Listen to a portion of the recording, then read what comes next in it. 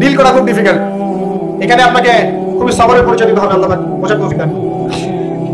আর আমরা মা বোনদেরকে রিকোয়েস্ট করবো, 4টা মূলনীতি মেনে কাপড় চোপড় করবেন। আপনার কাপড়টা এমন হবে না যে কাপড়টা পরলেও অঙ্গ প্রত্যঙ্গ দেখা যায়, বোঝা যায়, এমন হবে না। কাপড়টা এমন হবে না এত টাইট ফিটিং যে আপনার অঙ্গের উঁচু নিচু অঙ্গের বোঝা যায়, এমন হবে না।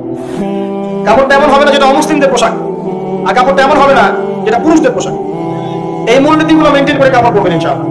এছাড়াও মেয়েদের কথায় পর্দা আছে, চরণে পর্দা আছে, উঠা বসায় পর্দা আছে, নামাজ পড়ার সময় তাদেরকে কিছুটা শালীনভাবে নামাজ পড়তে হয়, তাদের চোখের দৃষ্টির মধ্যে পর্দা আছে। এগুলো কে শিখাবে এখনকার মেয়েদেরকে? সবসময় বিজি দেখবেন নতুন কোন সিরিয়াল আসছে, নতুন কোন ফ্যাশন আসছে, নতুন কোন পার্লারে কি আসছে, কোন কাটিং আসছে, কোন নায়িকা আসলো, ওই যে বাংলাদেশে কোন এক নায়িকা আসছে, তাই নিয়ে মিডিয়াতে এমন তোলপাড়, মানে কি নাকি একটা অবস্থা। আল্লাহর কাছে তোমার কি মূল্য আছে? হে আল্লাহর কাছে তোমাদের কি মূল্য আছে? তোমরা কি 5 ওয়াক্ত নামাজ পড়ো? তোমরা কি পর্দা করো? তোমাদের মধ্যে হায়াবত কিছু আছে? তোমরা মানুষকে ভালো কিছু শেখাও, সমাজকে ভালো কিছু দাও, শালীন কিছু দাও। আল্লাহর কাছে তোমাদের কি মূল্য আছে? নবী সাল্লাল্লাহু আলাইহি ওয়াসাল্লাম তো জাহান্নাম দেখে সেই কথাটাই বলেছেন, আমি জাহান্নাম দেখে আসলাম, সেখানে বেশিরভাগ অধিবাসী হচ্ছে মেয়ে, নারী। কি কারণ? তারা এমন কাপড় চোপড় পরে বাইরে ঘুরতো যে কাপড় পরেও তারা নগ্ন থাকে। আমি কি ব্যাখ্যা করতে হবে? আপনি দেখতে পারেন না? এবং তারা স্বামীর সাথে কুফরি করতো। সারা জীবন স্বামী যদি তাদের ভরণ পোষণ দেয়, ভালোবাসে, মহব্বত করে, তাদের জন্য জীবনটা ক্ষয় করে ফেলে, এক পর্যায়ে গিয়ে বলবে সারাটা জীবন তোমার কাছে কিছুই পাইলাম। বাস্তব, এগুলোর কারণে মেয়েরা বেশি বেশি জাহান্নামে যাবে। এবং তারা মানুষ মারা গেলে মাতম করে, বুক পিঠ চাপড়ায়, এই কারণে যাবে। এবং তর্ক লাগলে অভিশাপ দেবে, সেই কারণে যাবে। আল্লাহ পাক আমাদের মা বোনকে হেফাজত করুন। তবে একটা হাদিস আছে সুসংবাদের, নবী সাল্লাল্লাহু আলাইহি ওয়াসাল্লাম বলেছেন, একজন নারী যদি 4টা কাজ করতে পারেন, জান্নাতের যে কোনো দরজা দিয়ে ইচ্ছা প্রবেশ করতে পারবেন। 1 নাম্বার 5 ওয়াক্ত নামাজ, 2 নাম্বার রমজান মাসে সাওম, 3 নাম্বার আপনার লজ্জাস্থানের হেফাজত অর্থাৎ খাস পর্দা, এবং 4 নাম্বার আপনার স্বামীর আনুগত্য। ফেমিনিস্ট আকীদার মেয়ে হলে আনুগত্যকে দাসত্ব মনে করে, স্বামীর আনুগত্যকে তার দাসত্ব মনে করে। স্বামী কে? স্বামীর সম্মান বোঝেন আপনি? স্বামী কে? যার ব্যাপারে নবী সাল্লাল্লাহু আলাইহি ওয়াসাল্লাম বলেছেন, আমি যদি আল্লাহ ছাড়া অন্য কাউকে সিজদা করতে বলতাম, তাহলে মেয়েদেরকে বলতাম তারা যেন স্বামীদেরকে সিজদা করে। আপনাকে আমি কিভাবে বুঝাবো স্বামী কে? স্বামীর মর্যাদা কোথায়? এগুলো কি ইসলাম মেয়েদেরকে ডমিনেট করছে এগুলো দিয়ে? কেন? এই স্বামী আপনার জন্য সারাটা জীবন ক্ষয় করে ফেলে। একটা চোর পর্যন্ত, একটা চোর, একটা করাপ্টেড মানুষ, দুর্নীতিগ্রস্ত মানুষ, সে চুরি করে, দুর্নীতি করে এনে বাচ্চাকে খাওয়ায়। একটা ধর্ষক পর্যন্ত ওর মেয়েকে আদর করে। পুরুষ মানুষ কি জিনিস কেমন করে বুঝবেন? সারাটা জীবন ক্ষয় করে ফেলায়। যদি আপনি তার আনুগত্য করেন, তার সামনে সুন্দর মতো থাকেন, তার কথার সাথে তর্ক না করেন, ভালোবাসা দিয়ে থাকেন, আপনার জন্য সে জীবন দিতে প্রস্তুত থাকে। এরকম পুরুষ মানুষ।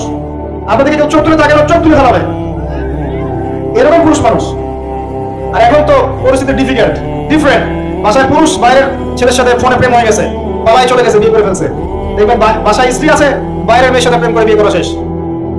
বিয়ে কোনো সমস্যা নেই, আপনি বিচার করে ফেলছেন, বিয়ে সে করতেই পারে, সে যদি সমতা রক্ষা করতে পারে, সেটা তার ডিফারেন্ট ইস্যু, এটা অন্য ইস্যু।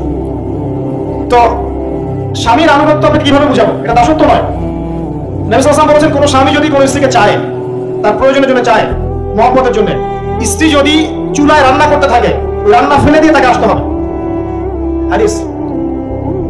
রাতের বেলা স্বামী স্ত্রী শুয়েছে, স্বামীর চাহিদা আছে, স্ত্রীর কোনো সমস্যা নেই, স্ত্রী ফিট, ইচ্ছা করে অহেতুক স্বামীকে বললাম আমি রাজি না, উল্টা পাশে মুখ করে ঘুমিয়ে গেল। আল্লাহর নবী বলছেন, সারা রাত আল্লাহর পক্ষ থেকে একজন ফেরেশতা আসবে, এসে এই নারীকে অভিশাপ দিতে থাকবে। এখন এই হাদিস শুনলে বলবে যে ইসলাম তো মেয়েদেরকে ছোট করছে। একজন মেয়ে তার একজন স্বামীর কথা বলছে, স্বামী তার মেয়ে, তার স্ত্রী, তার মা, তার বোন, সবাইকে তার মিরাসের হক দিতে হয়। একজন মেয়ে তার বাবার সম্পত্তি পায়, কোনো কোনো ক্ষেত্রে তার ভাইয়ের সম্পত্তি পায়, তার স্বামীটা তো পাই, তার ছেলেটাও, নারী হলেও সম্পত্তির হক আছে। একটা মেয়েকে চতুর্দিক থেকে সিকিউর করা হয়েছে ইসলামে। তারপরেও কিছু ফ্যামিলিস্টের কারণে এরা বলবে যে মেয়েদেরকে ইসলাম ছোট করছে। হ্যাঁ, মেয়েদেরকে ইসলাম কেন ছোট করছে? কারণ পর্দা করে যে বাইরে বেরোতে বলছে, ঢ্যাং ঢ্যাং করে নগ্ন হয়ে বেরোতে নিষেধ করছে, এই কারণে। যদি বলে যে হ্যাঁ ইসলাম আপনাদেরকে ফ্রি মিক্সিং এর স্বাধীনতা দিচ্ছে, আপনারা সবাই ফ্রি মিক্সিং করেন, গেঞ্জি পরেন, টি শার্ট পরেন, স্যান্ডো গেঞ্জি পরে বাইরে ঘুরে বেড়ান, টাইট ফিটিং প্যান্ট পরে বাইরে ঘুরে বেড়ান, সব জায়গায় আপনারা ফ্রি মিক্সিং করেন, পর্ন দেখেন, জেনা করেন, মদ খান, ইসলাম খুব ভালো। তখন তোমাদের জন্য তো ইসলাম নয়, তোমরা জাহান্নামে যাও, আমার কি আসে যায়? ইসলাম তোমাদের জন্য নয়, তোমরা জাহান্নামে গিয়ে মরো, ইসলামের কিছু যায় আসে না। আল্লাহর ওয়াস্তে পারিবারিক আদর্শের দিকে ফোকাস করেন প্রিয় ভাই। নিজে জাহান্নামের আগুন থেকে বাঁচান, পরিবার বর্গকে বাঁচান, পরিবার বর্গকে বাঁচান। পরিবার একটা পার্ট হচ্ছে আপনার পিতামাতা। পিতামাতার সাথে খারাপ আচরণ করতে চায় না আল্লাহর ওয়াস্তে। সেই ব্যক্তির জন্য ধ্বংস যার পিতামাতা বেঁচে আছে, তাদের হক আদায় করে সে জান্নাতে যেতে পারবে না, তার জন্য ধ্বংস। আরেকটা অংশ আছে আপনার সন্তান সন্ততি, বাচ্চা কাচ্চার প্যারেন্টিংটা খুব সুন্দর করে করেন। যখন আপনি স্ত্রীর সাথে মিলন করতে গিয়েছেন তখন দোয়া পড়েন, আল্লাহুম্মা বিসমিল্লাহি আল্লাহুম্মা জান্নিবনি শাইতান ও জান্নিবি শাইতান মা রাযাকতানা। আমার মনে হয় এখনকার জেনারেশন যেগুলো আছে ফাসিক, মাদক সেবন করে, পর্নোগ্রাফিতে আসক্ত, ইয়াবাখোর, স্মাগলিং করছে, চুরি করছে, হাবিজাবি, ধর্ষণ করছে, আমার মনে হয় না তাদের পিতামাতা তাদেরকে জন্ম দেওয়ার সময় দোয়াগুলো পড়েছিল। কারণ পিতামাতা দোয়া পড়লে ওই সন্তানকে শয়তান স্পর্শ করতে পারে। সন্তান হবে, সন্তান ছেলে হোক মেয়ে হোক, আপনার এটা নিয়ে মন খারাপ করার কিছু নাই। একজন কন্যা সন্তানকে লালন পালন করে সৎ পথে প্রাপ্তস্থ করলে এই মেয়ে পরকালে আপনার জন্য জাহান্নামের আগুন থেকে ঢাল হয়ে যাবে। যার কাছে দুইজন মেয়ে আছে, দুইটা মেয়েকে সে ভালো করে মানুষ করেছে, নবী সাল্লাল্লাহু আলাইহি ওয়াসাল্লাম বলছেন সে জান্নাতে আমার সাথে এমন করে থাকবে। এইভাবে কেউ যদি বিধবার দায়িত্ব নেয়, সেও নবী সাল্লাল্লাহু আলাইহি ওয়াসাল্লামের সাথে এইভাবে থাকবে। এতিমের দায়িত্ব নেয়, এইভাবে থাকবে। ফ্যান্টাসিতে ভুগছেন, একটা এতিম মেয়েকে বিয়ে করেন, একটা অসহায় তালাকপ্রাপ্ত মেয়েকে বিয়ে করেন, একটা বিধবা মেয়ে যার স্বামী মারা গেছে, কেউ নাই দেখা, তাকে বিয়ে করেন, তারপরে বোঝা যাবে আপনার মধ্যে কত গুণ আছে। আর বর্তমান সভ্যতা আমাদের কি সমাধান দিবে? সবাই যদি দিনদার একটা করে ক্যাটরিনা খুঁজে, এতিম, এই বিধবা, এই যাদের দেখার কেউ নাই, এই মেয়েগুলা কি রাষ্ট্রের সম্পত্তিও থাকবে? এর দায়িত্ব কে নিবে? পুরুষরা যদি দায়িত্ব না নেয়, কে দায়িত্ব নিবে? এখন কেউ যদি ওদের দায়িত্ব নিতে যায়, তখন তাকে আবার খারাপভাবে উপস্থাপন করা হয়, এই ব্যক্তির মনে হয় চরিত্র খারাপ।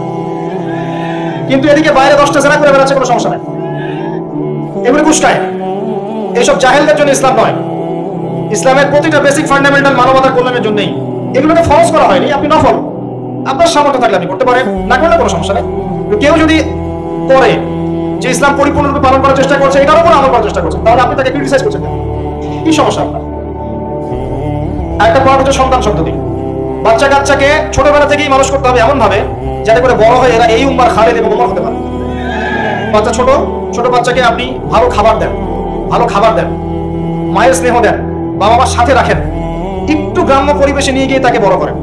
কেন বলছে কথা? এখানে পরিবেশ সুন্দর থাকবে, সে দৌড়াবে ধুলার মধ্যে, মাঠের মধ্যে খেলবে, সুন্দর ভাষা শিখবে।